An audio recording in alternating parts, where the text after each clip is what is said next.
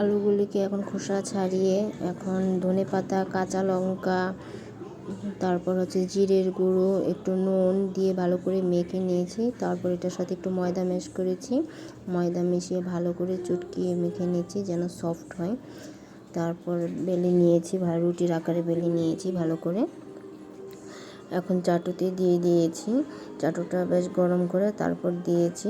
এখন হালকা আঁচে একটু ভেজে নেব, প্রথমে একদম হালকা আঁচে ভেজে নেব। তারপর একটু তেল বা ঘি যে যেটা খায় দিতে পারে, দিয়ে হালকা আঁচে একদম করে ভেজে নেব। ভেজে নিলে খেতে ভালো হয়, হালকা আঁচে ভাজতে হবে, তাহলে খেতে খুবই টেস্টি হয়। এই হচ্ছে আমার আজকের আলুর পরোটা।